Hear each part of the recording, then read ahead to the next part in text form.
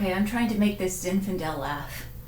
You know, it's not difficult because Zinfandel does have a good sense of humor and doesn't take itself too seriously, unlike, shall we not mention, Cabernet and so on. Tonight, we are talking about Zinfandel. Why, you ask? Well, it's a great wine. But also, this coming Saturday is National Zinfandel Day, or International Zinfandel Day, I should say. But because we have our Sunday Sipper Club on Sundays, we'll be too late next week. So let's get a jump start and talk about Zinfandel. It's a terrific, honkin' big red wine, usually from California. So we'll get warmed up so that we can celebrate this Saturday in true style. We'll have our Zins all set out for us and picked. So, let me refresh the browser and see if I am talking to myself. If you are here, please let me know where you're logging in from, if you can hear me, if you like Zinfandel, if you like my little pink tickler thingy. Hello, James Norton. Thank you for doing the thumbs up. That's great. Where are you logging in from, and is there anything good in your glass that we should know about? It's okay if you're not drinking Zinfandel tonight. That's all right. We're getting you warmed up. As I said. But Zinfandel has often been known as the world's most misunderstood grape. And there's a number of reasons for that. One is that it got kind of a reputation for being a nasty, cheap pink syrup back in the 70s. Let's go back to white Zinfandel, because there are many people who love it, and we need not diss them. We can have a whole spectrum of Zinfandel love here. But really, what happened back in the 70s, it was Bob Trinchero with Sutter Home Winery in California. He was making a batch of, I think, regular Zinfandel. Have to fact check, or just fact check me in real time here with your comments. And I think the fermentation got stuck. So sometimes wine, when it's fermenting, will not go to completion. It won't ferment all the way to the alcohol level, etc., that it should be. And so what Bob did was he added more sugar or grape must, very similar, but essentially more sugar, so that it would kickstart the fermentation back into groove, because it had just gone dormant. So the yeast had something to eat again. Let's feed those little hungry yeasts. And so then it continued. But the result was a wine that was sweeter than usual. So he decided, oh, what the hey, I'm going to bottle this and see how it goes. Hey, Lynn, glad you're here tonight. And Lise is here. Hello, Miss Natalie. Hello, Miss Lise. We need not be so formal in the presence of Zinfandel, Lise. Terry Wood, hello from Calgary. I have the Zen of Zin for later. Why are you waiting, Terry? I guess the time zone, right? It's 4 o'clock. It's still cocktail hour, Terry. So back to Bob Trinchero of Sutter Home. So he bottled this sweeter wine that was also kind of lighter pink in color, because it was sort of the runoff juice, the lighter juice of what he was trying to make. So it ended up being what it later called white Zinfandel, or pink Zinfandel, or blush, and it had a high sugar level content. So he sent that off into the marketplace, and it was a wild success. The only feedback from customers was that it wasn't sweet enough. So Bob, being the savvy marketer that he is, added more sugar, and it just took off. It exploded. I don't know where sales of white Zinfandel stand today, but even 10 years ago, it was like 20 million cases, and Sutter Home, I think, makes not quite a quarter of that, but they have a real entrenchment in the market. So that's where Zinfandel in the past may have had a reputation for being sweet or syrupy or pink, but today we are into the big, structured, bold red Zinfandels, which really pack a punch. They are actually Ravenswood, which I'm holding up here from California. Their logo or motto in Latin is Nos vinum flaccidum, no wimpy wines. I love that. It's like, make a statement or get out of here. But Zinfandel is known for its high alcohol levels. because there is a lot of natural grape sugar. This is an early ripening grape that likes warm or even hot sites, vineyard sites, warm climates. So it thrives under a warm California sun. Now, interestingly, Sonoma is the heart of really great Zinfandel. And Sonoma in California is known as a cool climate because it's got the moderating influence of the Pacific Ocean, the morning fogs which temper the heat, but it does get hot there. It's very dry. You want dry farm Zinfandel because this is a cropper, holy cropper. Excuse my language, but it will grow out of control if you do not prune it back. So dropping bunches of grapes to make the remaining grapes more flavorful, pruning back the canopy, the leaves of the vines. You've really got to manage this guy or he will take over the whole estate. So who else is just joining us? Know who's here tonight? What's in your glass? I know we have a lot of lurkers and that's okay. If you guys want to, it's dinging.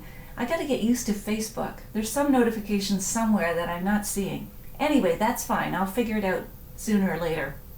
But I know there are a lot of you who just watch and don't comment, and that's fine. I used to be shy as well, till I got more into wine. But do let me know, even just where are you? Where are you from? Where are you to? And what's in your glass? So that's the sort of story about Pink Zin. Please don't be shy. If you're a fan of Pink Zin, stand up and be proud. Let us know. I would like to know, for those who are here tonight, if you've got a favorite Zinfandel. Earlier this evening in another post where I was just talking about the live broadcast tonight, Rochelle said she likes Klein Zinfandel, excellent Zinfandel, and Richard, oh no, that was Richard, said Klein. And then what? I thought Rochelle had another suggestion. Oh, it's gone. These comments just go by as fast as stock market ticker tape. So, but we'll find it later. Anyway, maybe they can chime in again when they log in. So, how did Zinfandel get to America? So, California is really known as the heartland of Zinfandel, and even to the extent that the California Legislative Assembly has passed a law designating Zinfandel as California's official grape.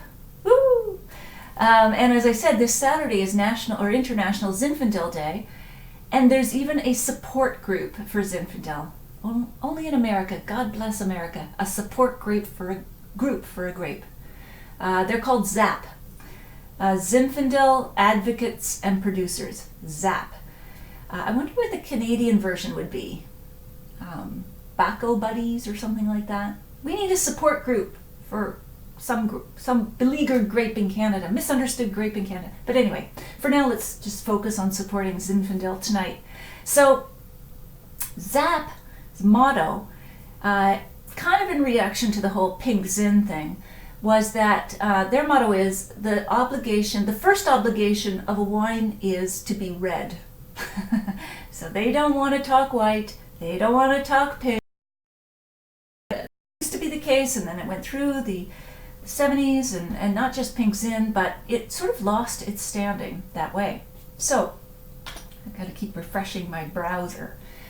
So anyway, all right, Ellen. Hello, Ellen. I'm glad you are here, my dear. Is there anything in your glass tonight that we should know about? I guess I'm not seeing these comments come in live, so I need to keep refreshing my browser to know. And Anne, Mama, is here, and we've got emojis coming in, floating across the screen. So James, Lynn, Chris Topher, Ellen. All right, let's keep going. Oh, Terry has responded to my earlier question. His favorite Zinfandel is Ravenswood. Well, Terry, you're right on theme. Hashtag stay on trend. All right, and Leaves says, does that $63 one come in the box? Ha ha. Leaves has seen the video clip. I was on CTV's breakfast show, Your Morning, and it's a relatively new show. It started in August. It's got Ben Mulrooney. Excellent. Dispelling the myths of box wine, because there's some good stuff now in box wine. Who would have known, right? Anyway, so Stephen Andrews is here from Waterloo. Stephen, my son, Ryan, took one sniff. I think it was the Shiraz. He said, "Oh, that's just yucky," and he's never gone back. Not that I know. Ellen says, "Not tonight. There's nothing in her glass." Oh, Tara's here. Tara from Windsor. Yay! She's enjoying a Gruner Veltliner tonight. Love my top. Oh, thank you. Thank you. I love fashion. I'm a sucker for fashion. And because Helena in Halifax commented on my ring last week, Helena, this is for you. I love ring bling. This is totally costume. Yeah, ring bling. But thank you, Tara. Thank you. This is like attached, so you don't have to wear a necklace. Anyway, again, I get easily off topic. I'm so distractible. And you people are beginning to know that. Very easily manipulated in a good way. So, ZAP, Zinfandel Advocates and Producers. And they have a big annual tasting on the waterfront of San Francisco. And I went one year. It was a hoot, to use a maritime expression. People just, even the license plate, Zinful, Zinzest, Zinman, and all these people, happy people walking around with purple teeth. And that's why I was doing this. I don't think I was explaining quite the metaphor with the purple tickler, which perhaps could have other meanings, but not tonight. It's all about purple because Zinfandel is known for giving you purple teeth because it is so highly extracted. And extracted is a good term, Lynn, for your technical word watch here. Extracted is, it's got so much color, so much tannin, so much pigment that literally, like after you taste a lot of them, or even some of them, you will have purple teeth. And it's enamel stripping stuff. So that's not to say, that Zinfandel is out of control, you can't drink it, or it's going to like whack your senses, but it is on the spectrum of big, okay, big, honkin', big. Okay, so Stephen Andrews says, comparing Sonoma Zin versus, yes, now is it Puglia or Puglia in southern Italy? Primitivo for the differences. Yes, you know what? Stephen, you're so smart. Look, I've got a Primitivo. Don't know if it's from Puglia. Puglia. Man, see, I read all this stuff and I never hear it. So I know what I'm talking about. I just haven't heard it all the time. No, this is Salento Apulia. Okay, but this is close. Southern Italy, Stephen, thank you for bringing this up, is the home of Primitivo. And Primitivo and California Zinfandel are the exact same grape clone. Exact same grape. They are not even twins. They're the same grape. And at first people thought, oh, well, Italian immigrants, came over to Ellis Island, in the 1800s for the gold rush and brought in the Primitivo grape, and then they planted in California, and that's Zinfandel. Well, yes and no.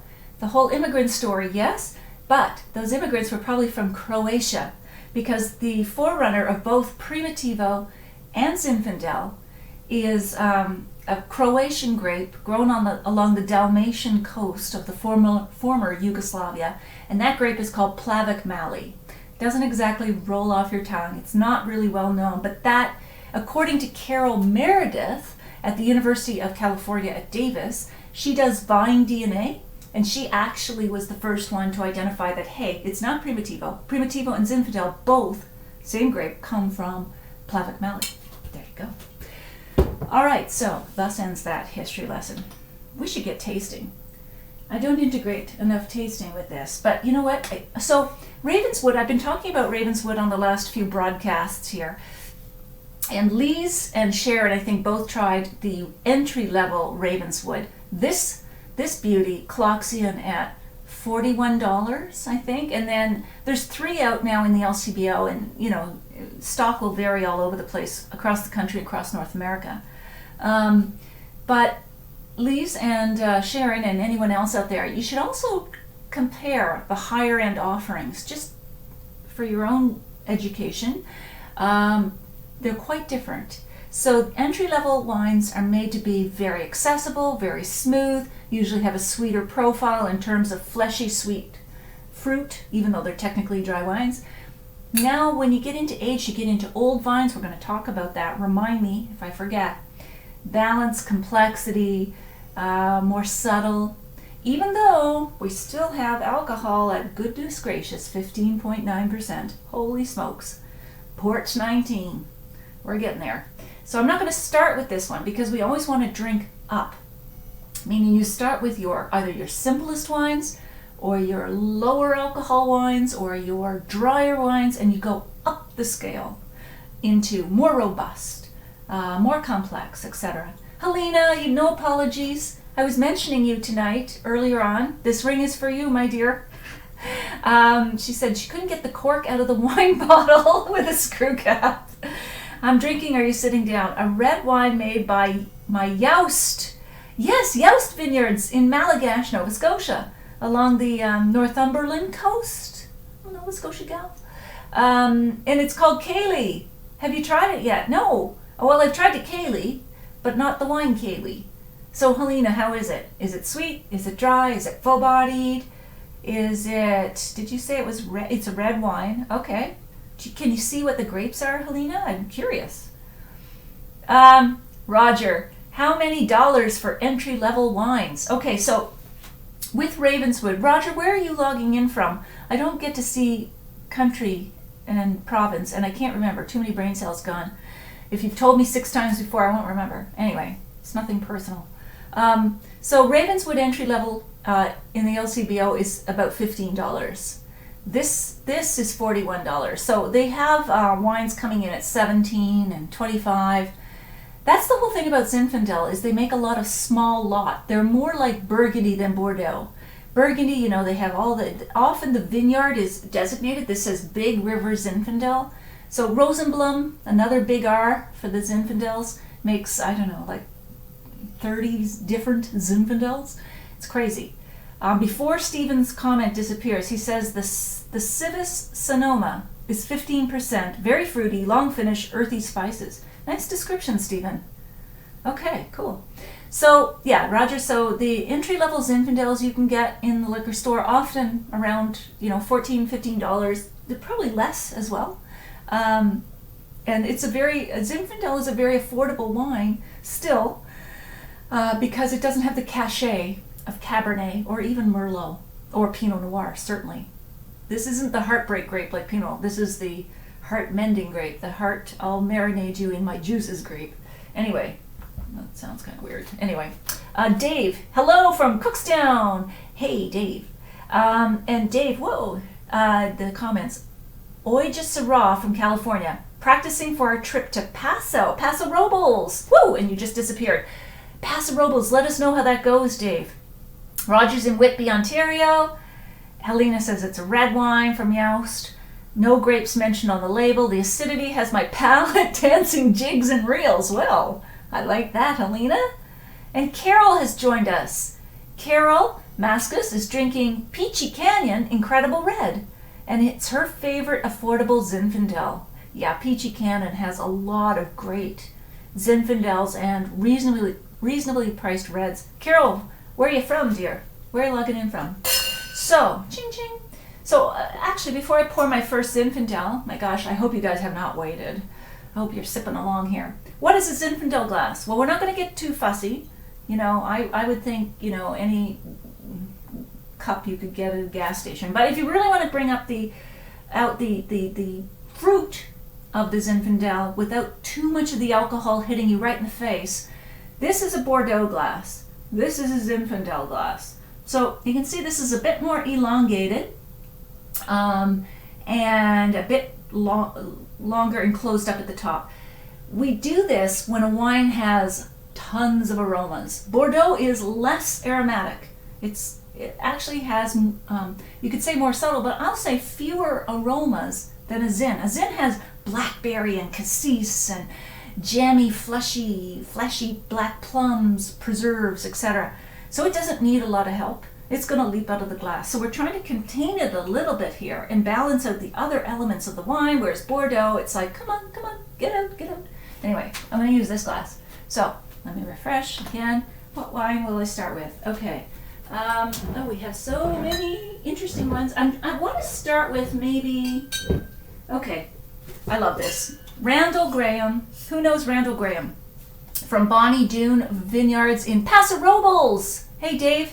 Paso Robles. You should go visit the Bonnie Doon winery. Oh my God, it's hilarious. Like, the man has such a keen sense of wit. You know, anyway, let me just, okay, yeah, gotcha, Carol.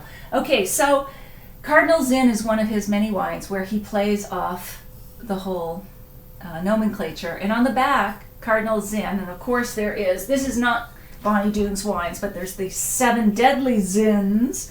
But on the back of the Cardinal Zin, it says, you should pair it with wild animals and game meats, including sloth. Ba-dum-bum.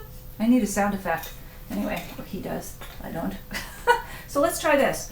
Zinfandel tends to be low in tannins, so it's easy drinking, immediately drinking, and yet it's still a very robust wine. So Cabernet has those furry tannins, right? Think chewing walnuts. Zinfandel does not. Smooth, but big.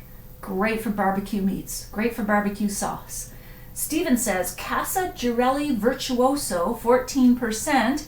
Fruity, extremely spicy. Oh my gosh, here comes the tannins are noticeable, let it breathe. Now, the Casa Girelli Virtuoso, Stephen, is that a Zinfandel or a Primitivo? What is that? Because I haven't tried it. Dave says, true about the glassware. We were at a tasting at Big Head Winery with a rep from Riedel. It makes a big difference. Yes, it does. Up to a point, yes. I think Riedel has some skin in the game, has some bias, and would like you to have 90 different glasses, including one for sparkling water versus still water. He tried I'm not even going to pronounce this. People look in the comments section below here. The Plavina grape in Dubrovnik with lamb. It was a beast of a wine, but splendid compliment. Yes. Okay. All right, and Stephen is back saying the Casa Girelli Virtuoso is a Primitivo. Great. So that's the other name, or the Italian name for Zinfandel. They are the same clone. So we're tasting right now Cardinal Zin from the humorist and winemaker Randall Graham at Bonnie Doon in Paso Robles. Who's tasting something now they want to share? Doesn't have to be Zinfandel. You don't have to stay on topic. I'm all about distractions, so go ahead. I am spitting tonight. All these high alcohol. Now let's see, this doesn't taste that high alcohol. 13.5. Congratulations. Randall Graham is a big believer in not overdoing the alcohol. That is extraordinary discipline and restraint in a Zinfandel. Big House, Zinfandel, Cardinal Zin. Okay. Actually, yeah, let me correct the record here. So Bonnie Doon sold a variety of its labels, including Cardinal Zin, I believe. They're now under the Big House label. I'm not so sure they're under the Bonnie Doon label anymore. Bonnie Doon still exists and has its own wines. I think they've gone more premium though. Because this, who's asking, Roger, is $14. Okay, so this is an entry level too. It's in the general list in the LCBO. All right, Gwen, she made it. Yay, woohoo. Okay, Dave, this was our election night. So last night, the first bottle of wine was from California, and drained it. Dems win. You drained it. The Democrats win. Second bottle from Virginia. Drained it. Oh, I gotta see more on this comment here. Oh my goodness. Drained it. Democrats win. Third bottle from California, or to Colorado. Drained it. Democrats win. Fourth bottle from Pennsylvania. Couldn't finish it. Sorry, America. Oh, my sympathies. Anyway. Okay. So, yeah, we're not gonna talk about elections, even though we're talking about California's signature grape. Carol says, my Haywood Sonoma Zinfandel has a dried, moldy leaves profile. Atypical for California, I think. Yes, Carol. It should not have moldy leaves. I'm not sure. That sounds like underripe or something's happening there that shouldn't be. Terry tasted a great Zinfandel blend at a show called Silver Buckle. I think it was a Merlot Syrah blend. Do you know it? I'm not sure which one, Terry, but I do have a blend of, this is Ménage à Trois, meaning things done in groups of 3. That would be wine tasting people. Where is your mind? Okay, so Zinfandel, Merlot, and Cabernet Sauvignon. I don't think that's the one you're talking about, Terry. Usually Zinfandel is a standalone grape, but there are blends, and they can be completely delish. Now this one has a lot of sweet berry flavor. And so, again, it's technically a dry wine, but it will give you that perception of fruit sweetness, natural fruit sweetness. Okay. Oh, that's a nice nose. Classic Zinfandel nose. Blackberry, boysenberry, blueberry, purple plum, black plum, etc. Stephen says the Civis Sonoma, California has soft tannins, easy to drink, and it's a good steak wine. Stephen, you'd be a good wine reviewer. Email me. Afterwards, we need to talk, Stephen. Terry, he tasted a great Zin blend. Oh yeah, no, I read that. Okay, so Lee says, does the Menage mix have sugar added, like cupcake? Because that's too sweet for me. You know, that's a good question, Lise. I don't think so, but I don't know so for sure. Of course, it's not going to say on the label, right? So I don't know if sugar was added. I don't think so. That's called chaptalization and is legal in certain regions and is illegal in certain European regions. It's not because it's a bad thing. It's just in Europe, certain regions, they want the wines to have a definitive profile that represents what they call the terroir, and they don't want that interfered with or manipulated by winemakers adding sugar. So here's Ménage à Trois.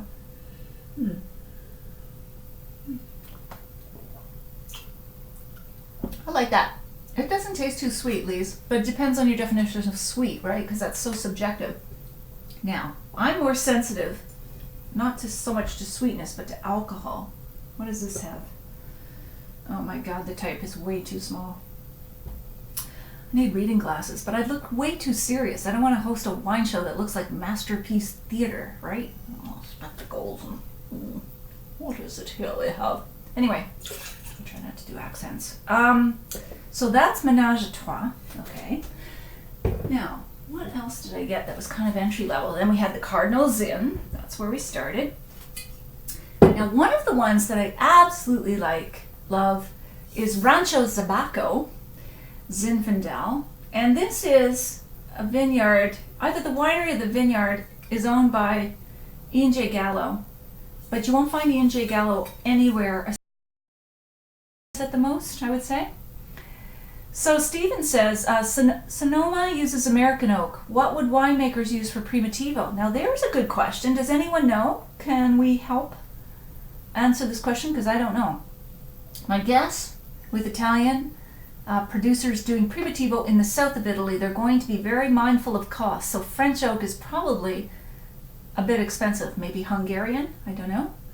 I doubt that they would be bringing over American oak. Although, in an interesting reversal, a significant number of Italian producers saw the success of Zinfandel as a brand name in California and are now labeling their wine as Zinfandel, not Primitivo, which is completely acceptable because Zinfandel doesn't have a trademark, if you will, like Champagne does.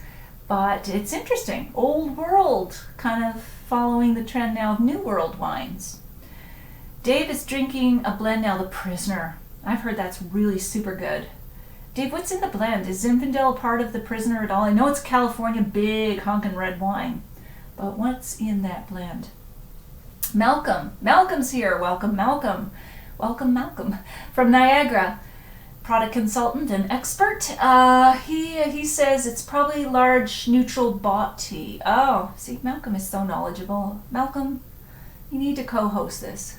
Slovenian oak, maybe. Yes. So in answer to Stephen's question about what kind of oak would Italian winemakers be using for Primitivo, Slovenian or large neutral body, meaning large casks. How large are those body, Malcolm, those large casks? About how many liters can those suckers hold? So what am I drinking? Rancho Zabaco. I posted all the links in an earlier post today, just giving you the heads up on this. So all the links are there for the wines that I'm drinking tonight. Oh, that's nice. That's savory. What I get out of this is like savory herbs plus the fleshy black fruit. It's a very nice combination. Here we go. That's my favorite so far. Definitely. It's got a zing and an herbal savory backbite in a good way, like balancing all that fleshy black fruit. That's nice. If you're just tuning in, please let us know where you're from, what you're drinking, if it's Zinfandel. If it's not, that's okay. I'm Natalie MacLean. I review lots of wines, and tonight we are celebrating in advance of International Zinfandel Day, the Red Heritage Grape of California.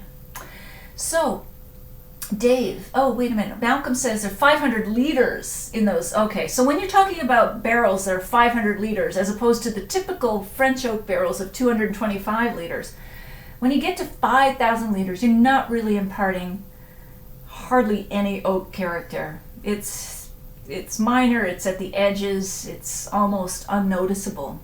Something there versus stainless steel tanks or concrete tanks, but really not much.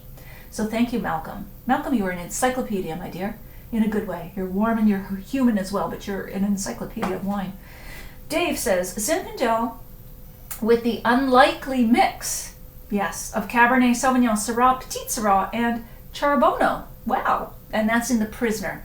That's in that cult California wine called The Prisoner, and it is, doesn't it clock in around $50, Dave? At least in the LCBO.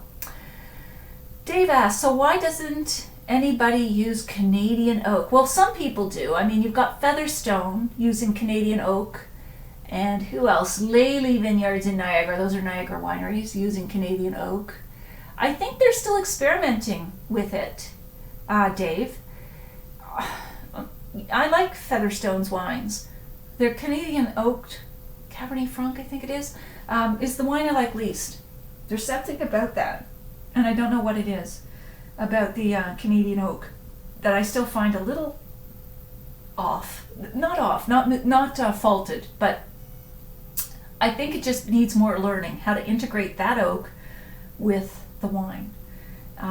So I think it's natural to have Canadian oak on Canadian wine, and you know, the cooperage, we have a cooperage here in Ontario that specializes in Canadian oak. Malcolm, of course, says Stroon uses Canadian oak for the Chardonnay and Meritages as well. Yeah, okay. It'll be interesting to see what they do with Canadian oak. God, we could really geek out here. Might lose half the audience or more, but we could just have a whole session on oak. All right, my fellow wood chips. Okay, let's see. What do we got next? We have, I'll get corrected on my grammar here. We got. I think I'm going to try 7 Deadly Zins. I love the name of this wine, and it always produces a pretty stalwart, dependable, good wine. So let's see what's happening with this 7 Deadly Zins. What are the Oh, they've got them right on there. Vanity, sloth, gluttony, lust, envy, greed, and wrath. So I don't think gluttony includes drinking too much wine, does it? Because that's all about food, right? So there is no sin in drinking.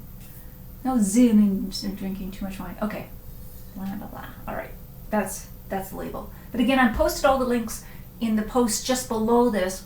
I have all the links to all the wines that we are tasting tonight. So here we go. So 7 Deadly Zins. Again, California. Oh, some of these remind me of a campfire. Like, I tried not to camp as a youngster. I was dragged on a few camping expeditions with cousins, but generally, I love the smell of campfire without actually having to be out in a campsite. So, give me the Holiday Inn, give me the Loon CD, I'll play that, give me your minibar, and I can do an aromatizer for the campfire smoke, or just this Zinfandel. Who needs to camp? Anyway. So, but this is a perfect wine to pair with barbecued, grilled meats, campfire kind of fare, if you went camping. Oh, that's good. That's good. Oh, I'm going, that's good. Everything gets better progressively. And I haven't tasted a wine yet tonight that I wouldn't recommend. So, I like the Rancho Zabaco. I think I like this a touch more because of that campfire element and the fact I don't have to go camping to drink it. So, one more time here. Yep, that's good. All right, onward. So now, let me see, I've got, where did Renwood go? There's Renwood. Another R. So, I mentioned all the R's, the big R's. Ridge, Ravenswood, Rosenblum, Renwood. There's a bunch of other R's, but if you remember your R's when it comes to the Zinfandel section, you will be well taken care of. I don't know why, but the Zap tasting, of course, was alphabetical. Everybody was clumped around R. You couldn't get near R. 10,000 people went to that Zinfandel tasting the year I was there. 500 Zinfandels were poured. It always happens in February, so if you're really keen and you want to escape to San Francisco in February, that's a good tasting to attend. Okay, so Renwood, here we go. I haven't tasted Renwood in a long time. I had fun shopping for these wines today. All right, so this says also, if you notice, I promised I would talk about this, Old Vine Zinfandel. I don't know if you can read that. So there are a lot of heritage old vines for Zinfandel. They're the arthritic, gnarly vines you often see on coffee table books or those gauzy lifestyle wine ads. You too could be living the life if you were a winemaker. No, you're not. That's fancy duck farming, but anyway. Oh, Jane. Hey, Jane, you're here. Yay. Oh, Carol wants a whole session on oak. You are so geeked out, Carol. You are my woman. Okay. Oh, these going so fast, these comments. Okay, so Jane, yes. Jane, what's in your glass, my dear? Tell us. Stephen, good to know. Good to know, about the oak, is Slovenian oak, because most Primatino that I've had has a more earthy taste and spice, as opposed to the jammy fruit of California Zin. And yes, the oak that it's aged in would have an effect on that, although, as we said, they're large oak barrels, so maybe not. Dave says, in response to my no camping policy, Dave says, yes, there's no mints on the pillows. That's really roughing it. Yes, it is, Dave. Those pearls. Okay, so anyway, I said I would talk about old vines. So what's really, really fascinating about old vines in California, you've got these gnarly, they're not trellised often. So they're not trained on those wires. They're often stumpy. They remind me of wizened old men sitting outside the post office or the local tavern and just talking about the old days. Anyway, they can be more than 100 years old. Brent says Liberty School Zinfandel is his favorite, and Jane is finishing off some Pedro sherry. How do we say that? Pronunciation. Medium dried and yummy. Okay, sherry. Excellent, Jane. But Old Vine Zinfandel, it can grow well past 100 years. And in fact, advocates, there is no, I don't think, official law or designation as to what constitutes old vine when it comes to Zinfandel.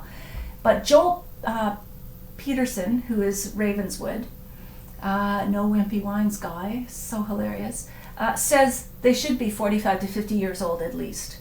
That's when the old vine character kicks in, he and many others believe. So that's when so what happens, of course, is any plant ages, the fruit it produces is smaller but more concentrated in flavor, and that's when we get the deep complexity, the deep richness of old vine. Young vines will throw off anything and throw off lots. They're very fertile, very fruity, just like people. But as we get older, you need to get more selective, and you're not gonna be as fertile. You only produce a few little grapes, so they better be darn good. So old vines naturally select. They naturally prune themselves. They can't produce as much as those young things. And so that's when we get into deep complexity and richness and things that have been around for a century, which is just amazing. So Bordeaux vines, old Bordeaux vines would be 35 to 40 years. Zinfandel, you're starting your old vine life at 50. There are many that are past 100 years old in California. And there's been preservation campaigns to save the old vines. They call them Zinfandel safaris, trying to prevent Zinfandels from being ripped out of the ground and in favor of perhaps more fashionable Cabernet. But now Zinfandel is holding its own just fine. Okay.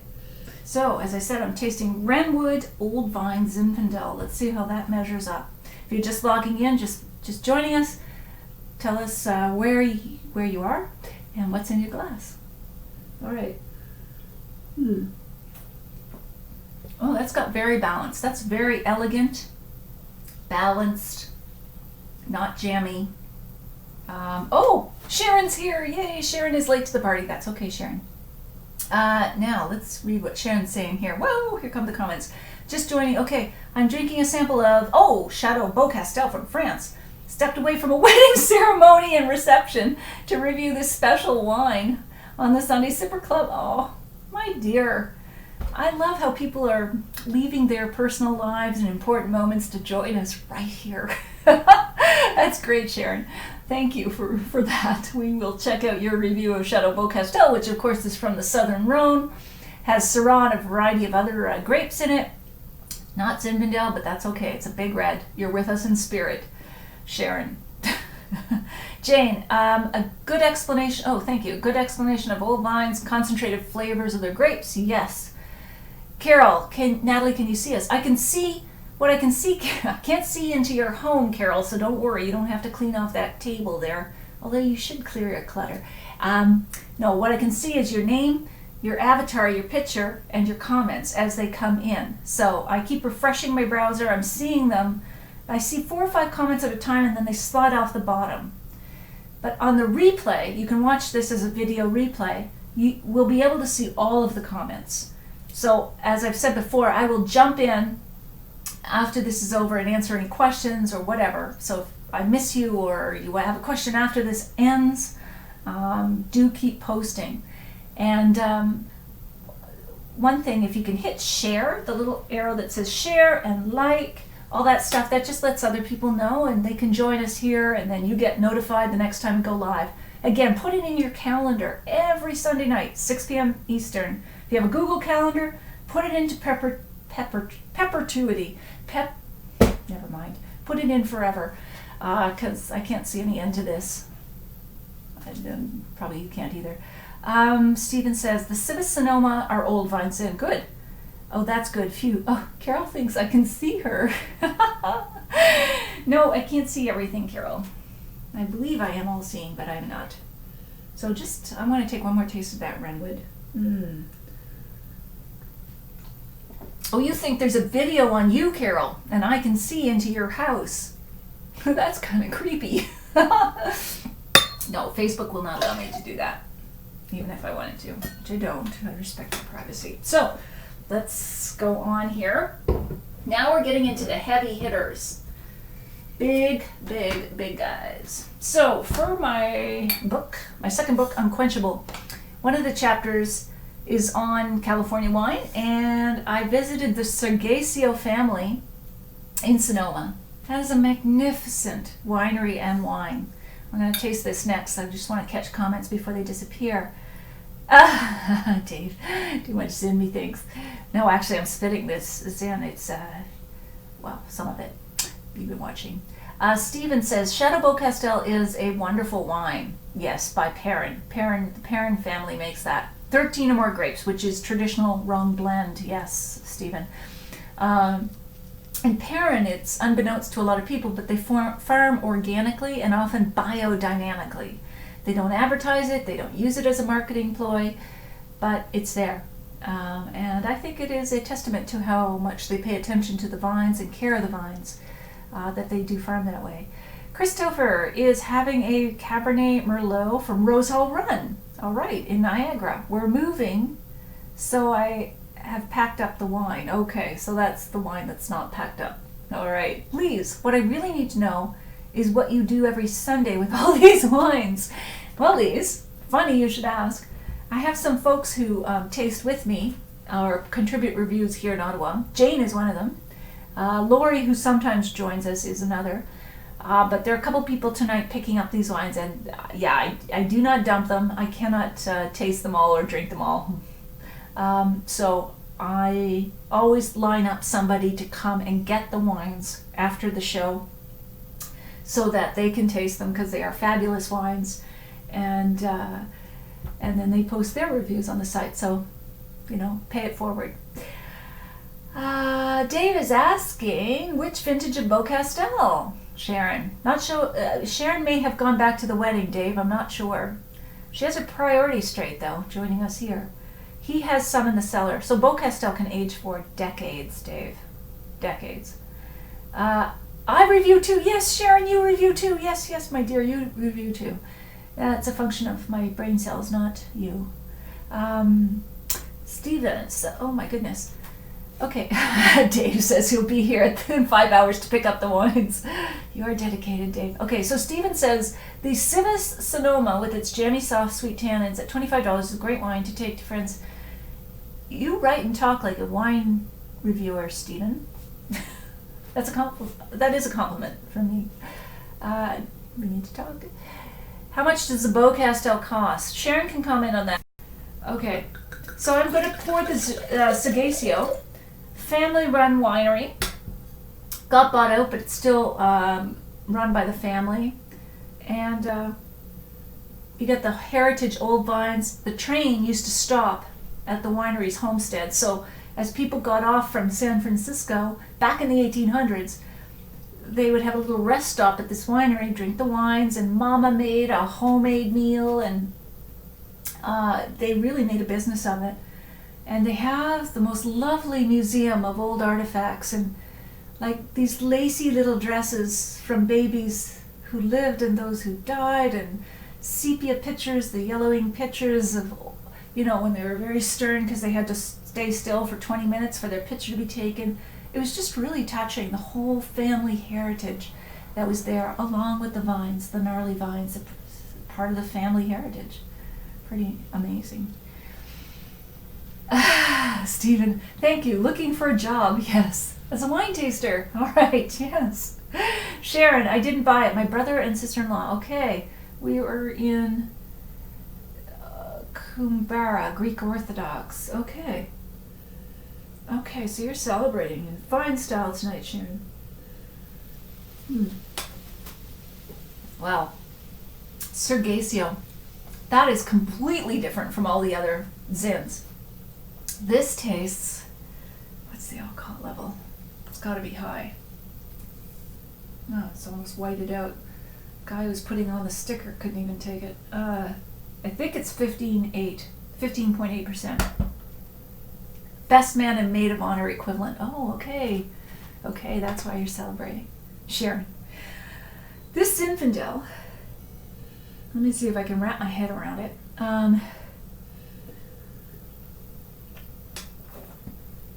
It's fine and elegant. And even though it's really high in alcohol, it is so elegant, such great finesse, such concentration at a high level, at the rooftop of your senses. I'm struggling for words here. It's got the blackberry liqueur without the sweetness. So it's the essence of concentration without extraction. I'm just mincing word salad here. Anyway, this is a beautiful, beautiful wine, and you should try it. And you should try it side by side with some of the other Zinfandels. There's no better way to learn about wine than to have a few of them lined up together. It's great to have a wine tasting party. Lori does it, others do it. Do that and you'll see what I'm talking about, because that is the one advantage we have as wine tasters or wine writers, is we're tasting a bunch of wines at the same time, side by side. So the comparisons, the individual characteristics are accented by the fact that there are other wines right beside them. It's so instructive, so enlightening. It's so much fun. Lee says, so I make homemade spaghetti sauce with Italian-style meatballs and San Marzano tomatoes that she grows 60 pounds a year. Would these Zinfandels go well? Yes, girlfriend. Yes, excuse me.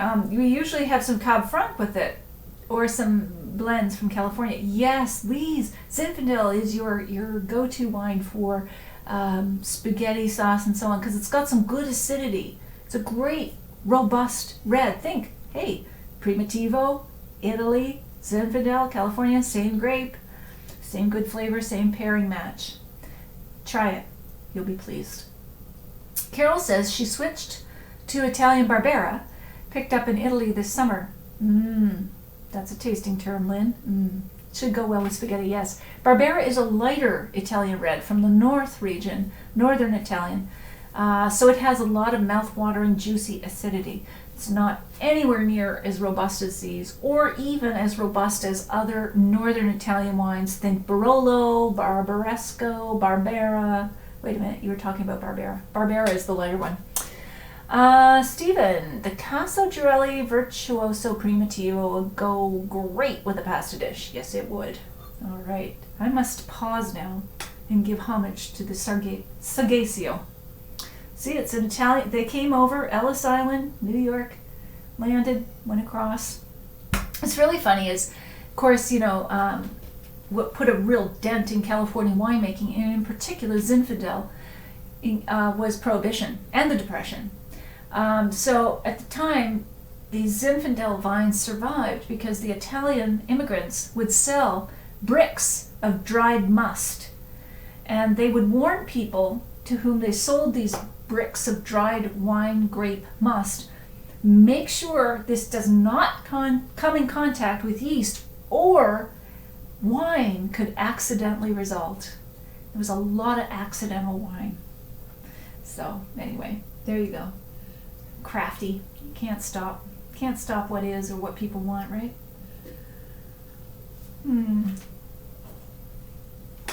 It is something lovely. Okay. Lisa's talking with Stephen. That's good. I like when you converse. Okay. I saved the big heavy hitter. I think I've gone through all the rest. Just checking. Oh, there goes a cork. Okay. This one is Big River Zinfandel. As I said, many Zins are vineyard designated, small lot. So we think of Zinfandel as a big wine, so therefore we think it's just a massive, uniform, whatever, blah, blended. It's not. It's artisanal at the good end of the spectrum. Vineyard designated, as various as Burgundy is. Burgundy is all about the small, like everyone owns a small patch of vines within the same vineyard. Zinfandel is evolving that way because it so expresses terroir, that's that combination of climate and soil and weather and conditions, that you can get micro artisanal about it. And you can say this came from that hill and that came from, over there, and they will be vastly different in style. They are not homogeneous or all the same. So we are talking Ravenswood. All right. Carol asks, what do you think is the best area in California for Zinfandel? Good question, Carol. So I think artisanal, high-end Zinfandel, Sonoma, so Russian River, cool climate moderated by the Pacific. But the best area for value Zinfandel is Lodi. Lodi is fantastic. It's a bit warmer. You've got like Woodbridge, which is the entry-level wine for Robert Mondavi. You've got a lot of wine produced there. Even along the central coast, if you want value. If you want high-end, Sonoma, for sure. And then Santa Barbara, Paso Robles, more southern California. Also very good. You want dry, warm, hot climates for that. Please, Lodi, our best friends live there. Must keep them close. Yes, you must.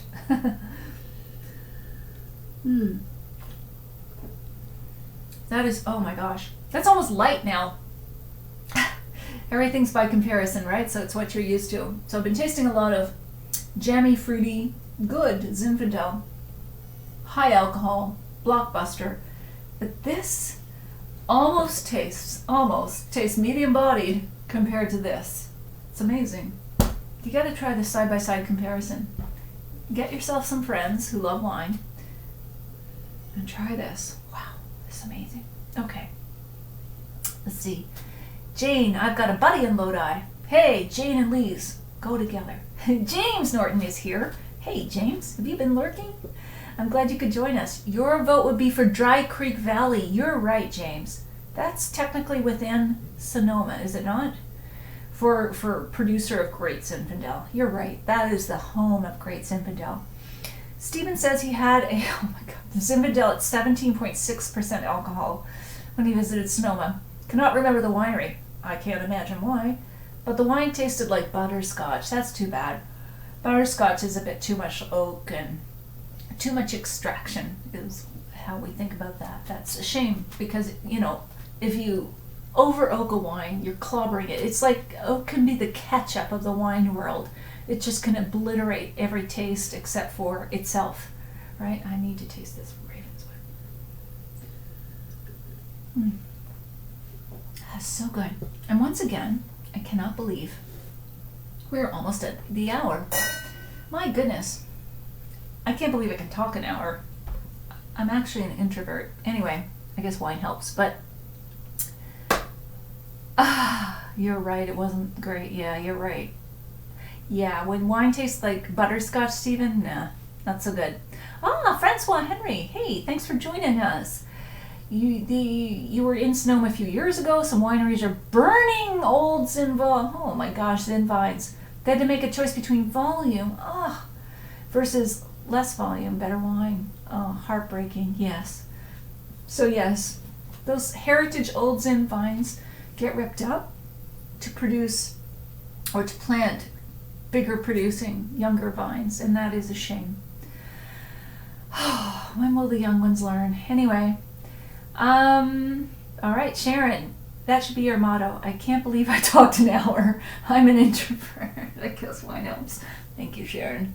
Sharon, you've been out of the wedding a long time now, my dear. One would say you don't want to go back. You're using us as an excuse to escape. Are they making speeches, Sharon? They boring wedding speeches? Okay, so does anybody else have any questions? Because I really should wrap this up. I don't want to hold anybody hostage, although you're always free to come and go as you like with these things, and you can watch the video replay. Even if you just joined us, maybe press like, press share, just so people know and are more aware for next week. These says Zin, yeah, they do seem to have high alcohol, yes. Oh, thank you, thank you. Well, you're most welcome, Lise, for the information. Sharon, dinner doesn't start till 7:30. Oh, well, okay. So you need something to do in the meantime. I'm glad you could hang out with us, Sharon. And I'm glad everybody could join us. So I'm going to wrap this up. And again, as always, if you post a comment after the fact, I will still answer it and get back to you. And again, just put us in your calendar. I think next week we might do Beaujolais Nouveau. I've got to check my calendar. Beaujolais Nouveau is the third Thursday of every November. So I think the official release is Thursday, but you can't even buy the wines.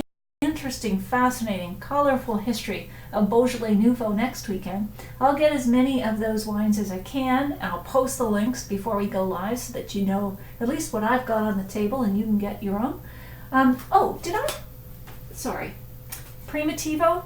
I don't think I did that one with you. So let me just, as always, let me just give a quick, because I put this link, Primitivo, in an earlier post.